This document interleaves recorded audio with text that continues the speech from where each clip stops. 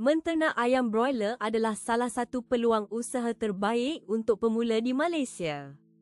Dalam video ini, kami akan membagikan panduan lengkap dari persiapan kandang, pemilihan bibit hingga nutrisi yang tepat untuk hasil panen maksimal.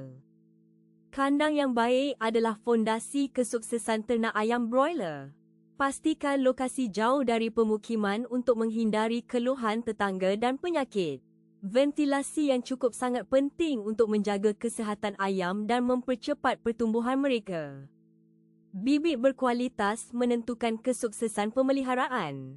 Pastikan DOC berasal dari hatchery resmi dengan catatan kesihatan yang jelas. Pada minggu pertama, manajemen suhu dan nutrisi sangat kritis kerana ayam broiler masih sangat rentan terhadap stray dan penyakit. Nutrisi yang tepat adalah kunci pertumbuhan cepat dan efisien. Dedak ayam yang berkualitas akan memastikan konversi pakan optimal dan meminimalkan pemborosan. Air minum yang selalu tersedia juga sangat penting untuk pencernaan dan kesihatan ayam. Program kesihatan yang baik akan mencegah kerugian besar akibat penyakit.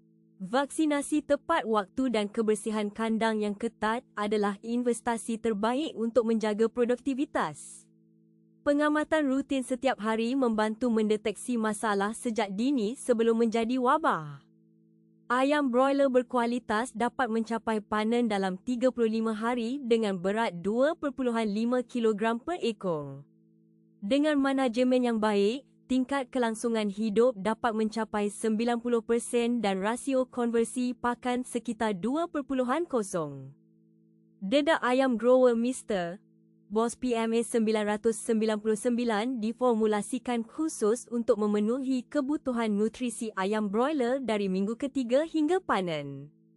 Kandungan protein dan mineral yang seimbang memastikan pertumbuhan daging yang merata dan berkualitas tinggi. Penggunaan dedak berkualitas ini akan meningkatkan efisiensi pakan dan mempercepat usia panen anda. Untuk konsultasi lengkap tentang program pemeliharaan broiler dan kebutuhan pakan berkualitas, hubungi kami melalui WhatsApp di nombor 6011399183. Tim ahli kami siap membantu anda mencapai hasil panen terbaik di setiap siklus produksi.